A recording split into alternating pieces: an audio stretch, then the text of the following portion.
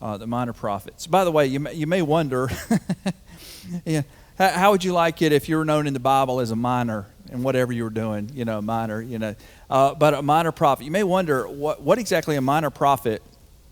What's the framework behind what a minor prophet is? And all I can tell you is this: the difference between the major prophets and the minor prophets is simply the length of the books.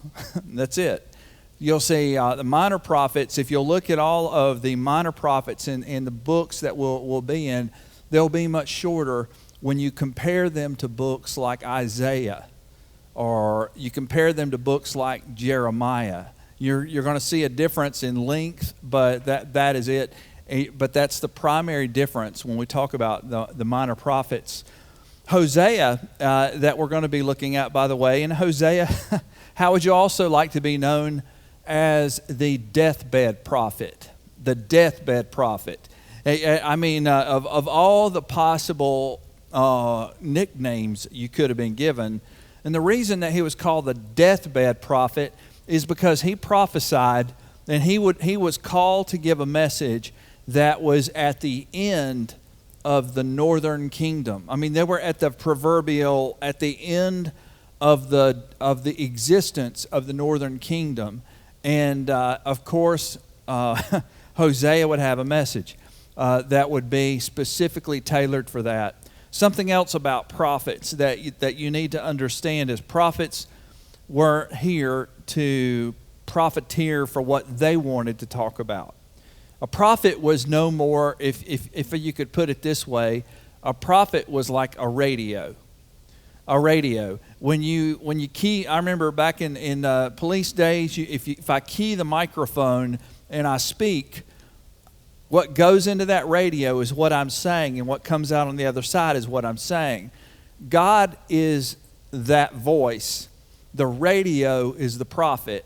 He's simply a mouthpiece. He is simply the conveyance by which the message that God's trying to get to the people, that's his whole job.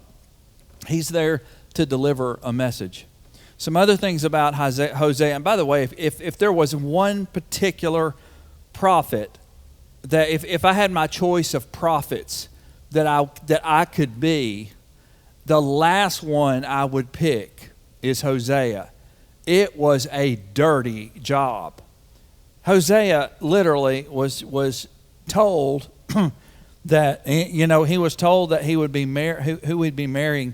And by the way, I don't. There's two schools of thought on this, but we're not certain that Hosea understood that he was marrying what would be a prostitute. She wasn't. We don't believe she was a prostitute at the time they were married. Second of all the women to marry, I don't think I'd ever want to marry a woman named Gomer. Golly, that somehow does not appeal to me in any way, shape, or form. And I can't see any reason that I'd want to ever marry a woman named Gomer. Sorry for anybody that may be listening named Gomer that's a woman. I'm sorry, but too many episodes of Gomer Pyle. And so, but in light with that, though, I do believe this. In fact, if you look at the graphic I've put up, of course, there's not a whole lot of the woman shows up, but by the way, by culture and trait, the modesty of the woman in this particular shot, and then here's Hosea. But you can imagine that when Hosea's told you are going to, God's saying you're going to marry this woman, that she was a beautiful woman. I don't believe that Hosea knew yet that she was going to become a prostitute. I believe we're seeing in context what's written here about how about this as the story is written, who she will become. But I don't believe that's who she was. After all, I mean, Hosea was a prophet. And what would it not seem unseemly for a prophet of God to go say, hey man, I'm going to go find me a harlot to marry, and then marry a harlot? Wouldn't make sense, would it? But so in the context of what happened here, it looks like that what Hosea did was, the story is being told, kind of, if we can back away and look from a higher view, we're watching this story unfold as we're understanding, we're from our perspective are hearing about Hosea is about to marry a woman of harlotry, a woman who started out maybe on the right track, but then was going to become a woman of harlotry. There also the conveyance of this, and so the characters in our story in this particular story are, first of all, Hosea. Second of all, we need, of course, for this to be a story that has to do with the context of marriage, we have to have a woman. That's how it works. So we have Gomer, and so we have Hosea and Gomer.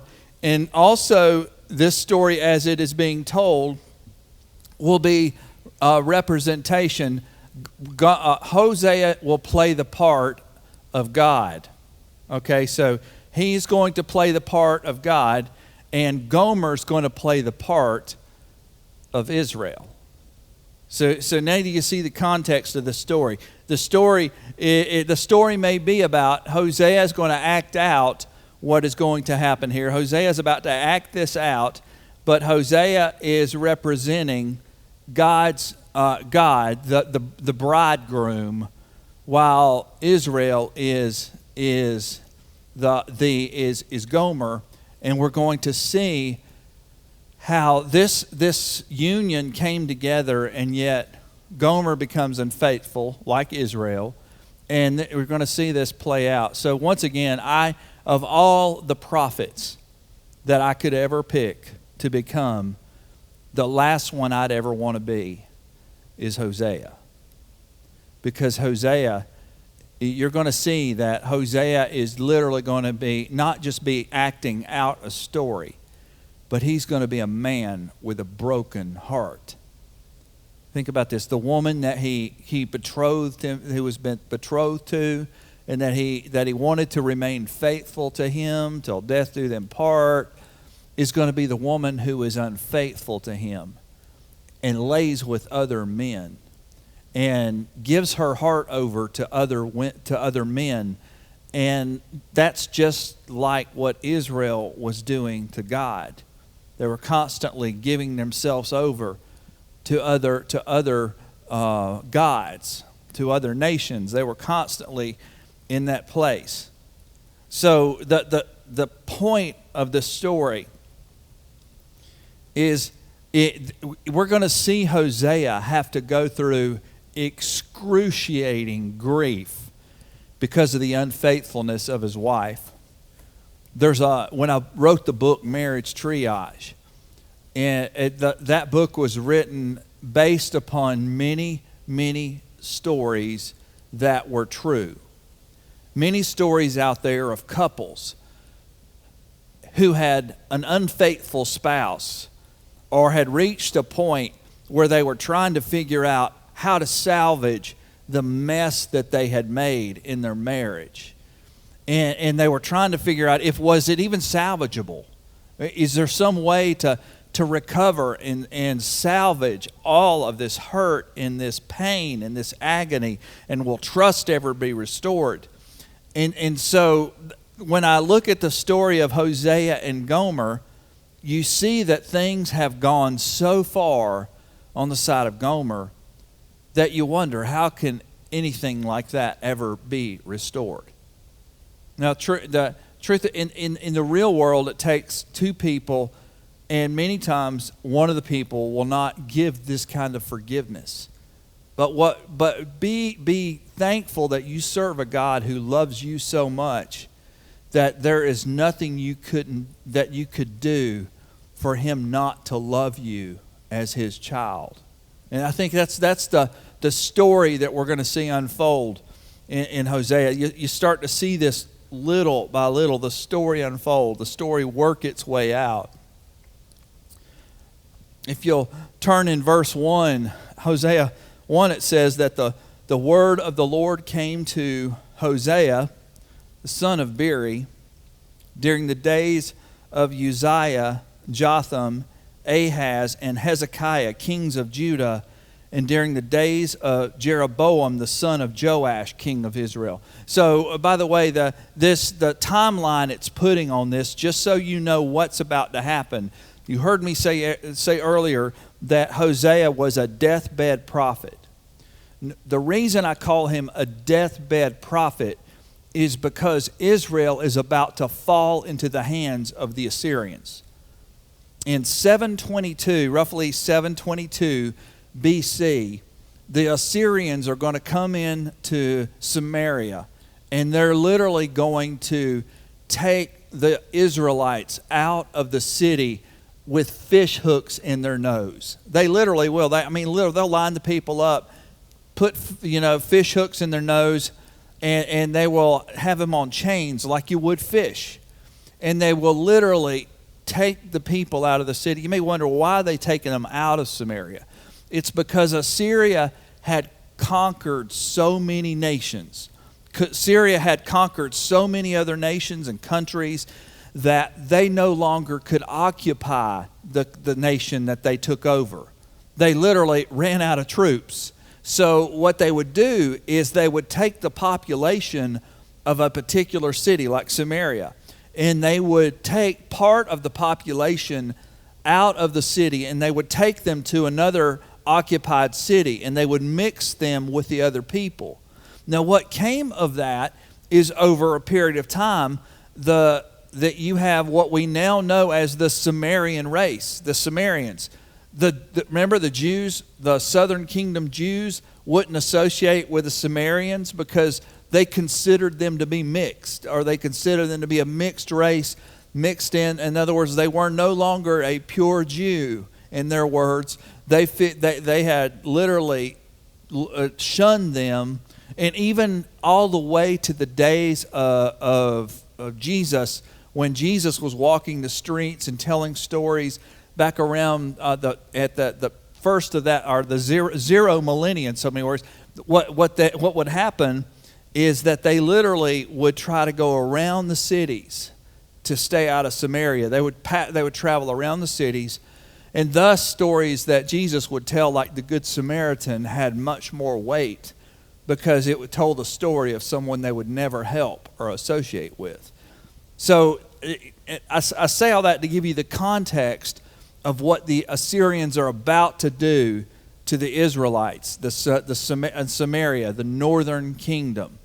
Another thing too, and is you have the northern kingdom right here. Use your imagination, okay? But you have the northern kingdom here, and you have the southern kingdom here. This is Samaria, and if you go about 30 miles south, here you have Jerusalem. The cities were only less than 30 miles apart. And they were not that far, but then again, you walked everywhere, so it must have seemed a lot further away.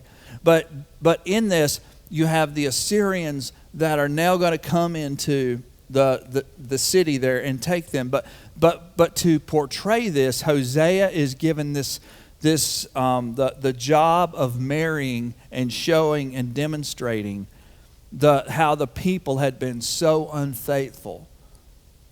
And how in fact, the story that's about to be told and unfolded is going to show how the people have pledged their loyalty to other gods, to other people, have given their love to the wrong people. And then you're going to see how God, even though they were unfaithful and sinful, God's going to literally still go and redeem them, even though they've been sinful, and even though they've been wayward. And that's where we come to in verse 1. So what do we know already? We know that Hosea is going to marry Gomer, and that Gomer is going to bear children. And so we know this. We know that Hosea does not know that he's marrying a harlot, a prostitute, a woman who's going to prostitute herself. He doesn't really know that, but the story as it unfolds, you're going to see that he did actually marry a prostitute. It says that the word of the Lord came to Hosea, the son of Beeri, during the days of Uzziah, Jotham, Ahaz, and Hezekiah, kings of Judah. Those are the Judean kings that's given us a context. And during the days of Jeroboam, the son of Joash, king of Israel. This was Jeroboam the second, not Jeroboam the first. The first king of Israel was Jeroboam. Remember when Rehoboam took the kingdom from his father, when he inherited the king from his father, King Solomon, Rehoboam split the kingdom because of his conduct. And Jeroboam then took 10 tribes and began the northern kingdom. And in turn, Jeroboam, they've gone through quite a few kings. It's been nothing but assassination and mayhem in the northern kingdom. And now we're to Jeroboam, the son of Joash, king of Israel. Verse 2, when the Lord spoke first through Hosea, the Lord said to Hosea, go take for yourself a wife of harlotry and have children of harlotry, for the land commits flagrant harlotry, forsaking the Lord. Once again, we believe that the context or the tense that the story's being told from isn't that Hosea knew that Gomer was going to be unfaithful, because I think it would take away from the story even for Hosea to know that, because I think we're going to see how Hosea's heart is so broken because of Gomer's actions. Now here's the difference in the God that we serve. You know what? God accepted us. God gave us the chance to be His children. He received us to Himself, even though He knew that we were going to fail Him. He knew it. He knew it. In the case of Hosea, I think we see here that he is told, go take for yourself a wife of harlotry, have children. And so in verse 3, he says, so he went and he took Gomer, the daughter of Diblaim, and she conceived and bore him a son. By the way, you know what Gomer's father had to say about the whole mess? He only had himself to blame. Okay, that was free. Okay, and the Lord said to him, name him Jezreel, for yet a little while I will punish the house of Jehu for the bloodshed of Jezreel, and I will put an end to the kingdom of the house of Israel. Whoa. You hear what he's just saying here. And by the way, anytime you see Jezreel throughout everything that we're talking about, he's talking about, Jezreel and Israel are synonymous here. When you hear Jezreel, think Israel, because you're going to hear Jezreel used numerous times throughout what we're reading here. But Jezreel and Israel are synonymous with one another in this storyline. It says, and the Lord said to him, name him Jezreel, for yet a little while I will punish the house of Jehu for the bloodshed of Jezreel, and I will put an end to the kingdom of the house of Israel. 5, and it will come about on that day that I will break the bow of Israel in the valley of Jezreel. What he's saying is no longer, there is no army mighty enough that they're not going to be able to fight anymore. It's over. It's done. Verse 6 says, then she conceived again and gave birth to a daughter. And the Lord said to him, name her Lo-Ruhamah, for I will no longer have compassion on the house of Israel, that I should ever forgive them. That I should ever forgive them. So we're going to start seeing these phases or patterns of behavior happening here. We see, first of all, that there is the hurts come, the anguishes come from the and it says here the compassion is gone. That there will be no compassion. And it says that he will no longer have any compassion, and that why should he ever forgive them? Why should he ever forgive them? It goes on to say, but I will have a compassion on the house of Judah and deliver them by the Lord their God, and will not deliver them by bow, sword, battle, horses, or horsemen. And by the way, we know this of the two kingdoms. In 722 BC, we know that the kingdom of Israel, with the capital being in Samaria, will be taken by Assyria. Now it's 722. If we'll come down to 586 BC along the timeline, go all the way to 586 BC, we will see the end of Judah. But what God is saying here, and what is being spelled out for them in this prophecy, which is amazing, because all of this, as this unfolds, God's just giving them this information that Hosea has, but that they would be spared for a little while. It says that they would not be subject to Assyria. We know this of Judah. Judah would not be taken by Assyria. Judah would be taken by Babylonia. By Nebuchadnezzar and Babylonia, eventually Judah would be taken, and they would take them into captivity into Babylonia. So but that will not happen now for many years. We have a lot of time that will go by, but it says here that that Israel will be taken. Jezreel is about to be taken. It says that when she had weaned Lo-Ruhamah, she conceived and gave birth. To a son, an illegitimate son. And the Lord said, "Name him Lo-Ami, for you are not my people, and I am not your God." The symbolic meaning here of the term Lo-Ruhamah is illegitimate. That now Gomer has birthed a son out of illegitimacy. From unfaithfulness, she has now conceived an unfaithfulness, just like Israel. It says, "Yet the number of the sons of Israel will be like the sand of the sea, which cannot be measured or outnumbered. And it will come about that in the place where it is said to them, 'You are not my people,' it will be said to them, 'You are the sons of the living God.' And the sons of Judah and the sons of Israel will be gathered together, and they will appoint for themselves one leader, and they will go up from the land, for great will the day be of Jezreel." Okay, starting in starting in the latter part of 10, going into 11, we have two terms that you just need to understand. We are now reading future events.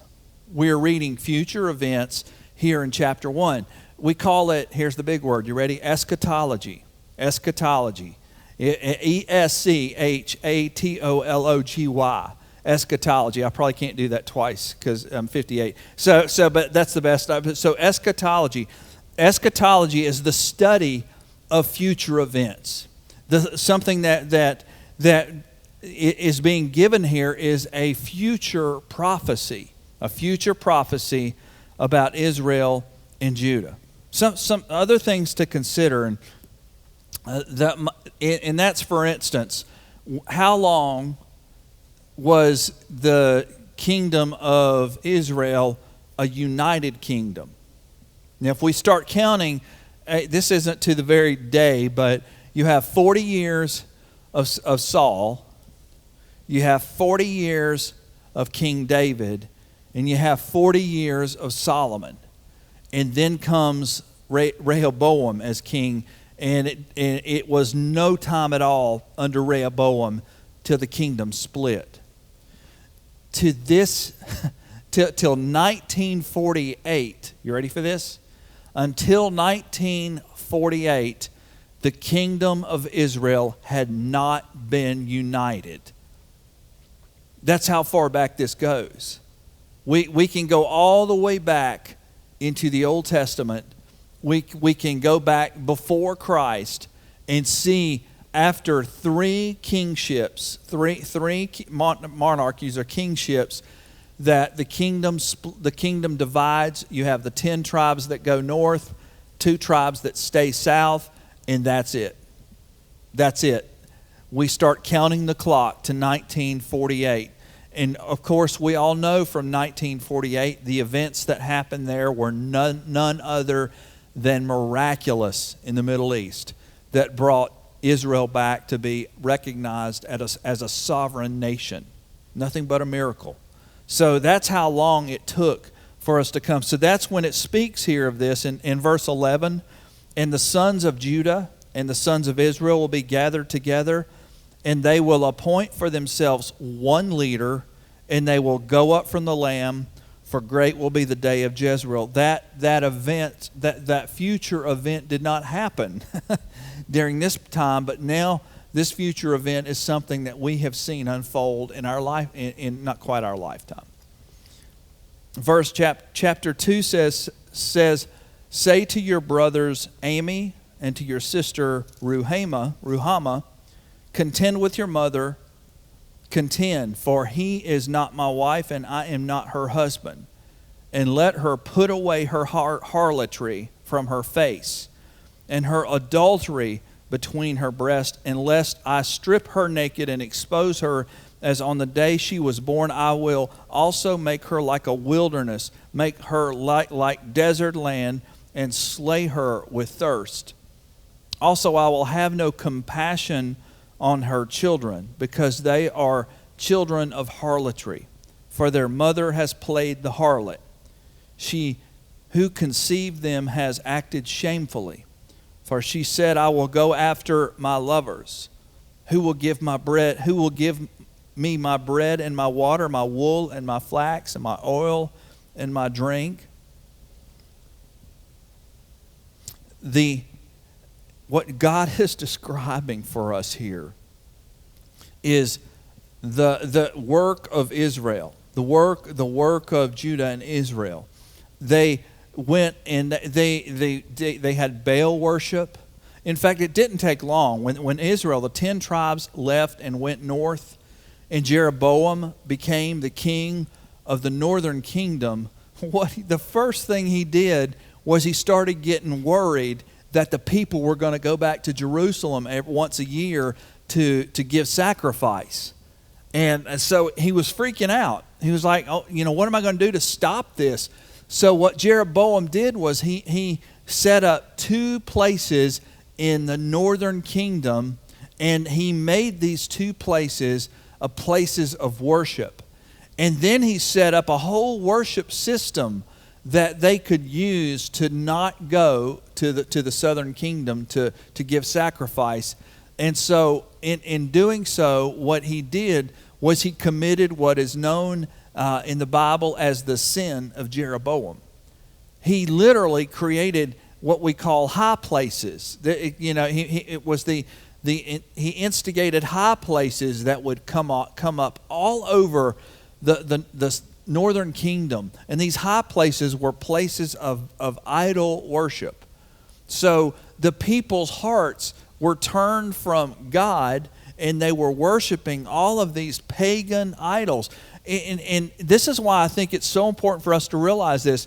What we serve, the God that we serve, isn't a God that says, hey, go out and do whatever you feel like. Go out and worship whatever you feel like. If you feel like worshiping, an animal on the side of the road one day, you go right ahead. That's not the God we serve. But what we see here in what is being portrayed for us is literally that Israel had decided they were going to worship however they felt like. They were going to turn their hearts away from God. And the best way that God could have described this was by doing it in the form of the relationship between Hosea and Gomer. I cannot begin to tell you the hurt and the anguish that I've seen on spouses' faces because their spouse was unfaithful to them. Think about this. You've put your heart and soul into a person. You place your trust into that person, and then that person betrays your trust. The hurt is literally indescribable. It's literally, I've literally been with spouses before who, once they learned of their spouse's infidelity, have literally begun to get sick, become nauseated from the hurt, from literally the toil and anguish that they feel. And what this is trying to portray for us is the way that God's trying to say that Jezreel, you have been so unfaithful to me that literally you have gone out and had children out of wedlock. You have conceived and given yourself over to these people, these men, which are, and they've shamed the relationship with the Lord. Verse 6, therefore, behold, I will hedge up her way with thorns, and I will build a wall against her, so that she cannot find her paths. And she will pursue her lovers, but she will not overtake them. And she will seek them, but she will not find them. And then she will say, I will go back to my first husband, for it was better for me then than now. Okay, so the story's beginning to turn. What it's saying is that God is passing judgment on them. God is denying them access to where they want to be, where they want to place their faith and loyalty. But over time, little by little, the heart begins to turn and look back toward God. In other words, there's going to be a time of repentance. Verse 8, for she does not know that it was I who gave her the grain, the new wine, and the oil, and lavished on her silver and gold, which they used for Baal. Therefore I will take back my grain at harvest time, and my new wine in its season. I will also take away my wool and my flax, given to cover her nakedness. And then I will uncover her lewdness in the sight of her lovers, and no one will rescue her out of my hand. I will also put an end to all her gaiety, her feast, her new moons, her Sabbath, and her festal assemblies. And I will destroy her vines and fig trees, of which she said, these are my wages, which my lovers have given me. And I will make them a forest, and the beasts of the field will devour them, and I will punish her for the days of Baals, when she used to her offer sacrifice to them, and adorn herself with her earrings and her jewelry, and follow her lovers, so that she forgot me, declares the Lord. Now here's the thing. What God is describing is step by step what is about to happen to Israel. Israel is going to be taken out, literally taken over.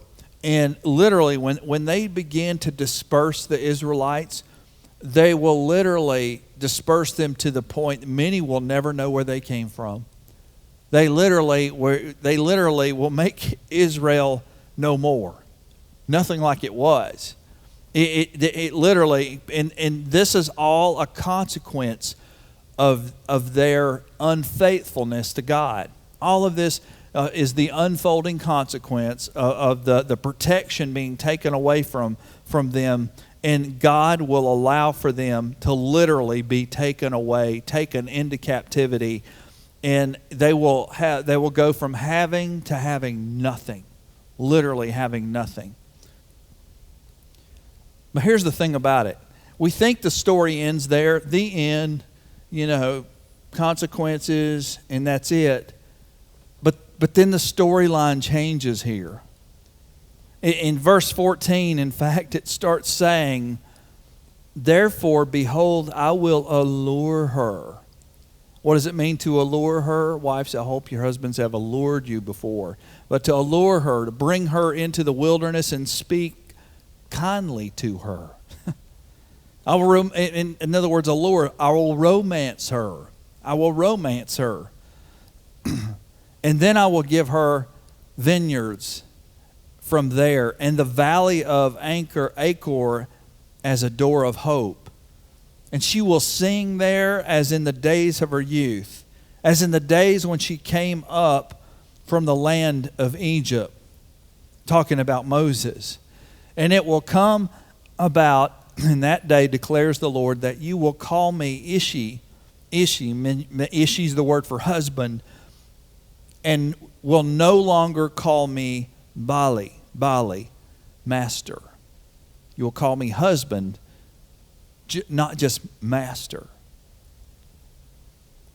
So that they will be mentioned by their names no more. And in that day I will also make a covenant for them with the beasts of the field, the birds of the sky, and the creeping things of the ground, and I will abolish the bow, the sword, and the war from the land, and I will make them lie down in safety. And by the way, now we're back to another prophecy that has yet to be fulfilled. Has yet to be fulfilled. And I will betroth you to me forever. Yes, I will betroth you to me in loving kindness and in compassion, and I will betroth you to me in faithfulness. Then you will know the Lord. See, what the Lord is saying is that, yeah, I'm going to let you be punished. I'm going to let you suffer for the way that you've remained unfaithful to me. But God's loving compassion and His loving mercy for His people is amazing. And I think we see an example of this just in this part right here.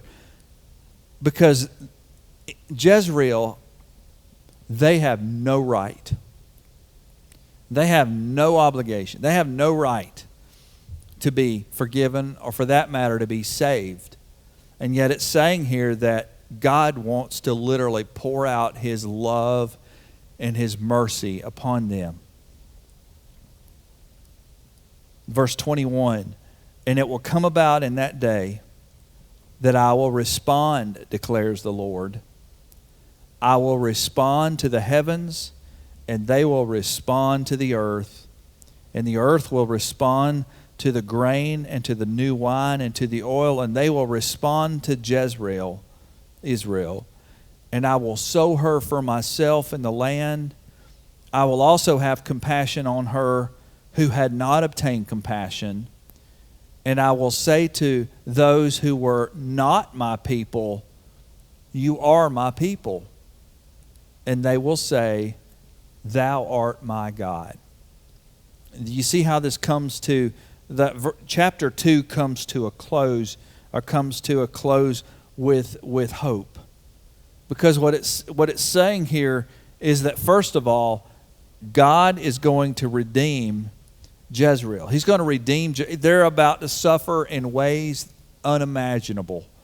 They're about to suffer at the hands of an enemy, the Assyrians, in ways that are so unimaginable.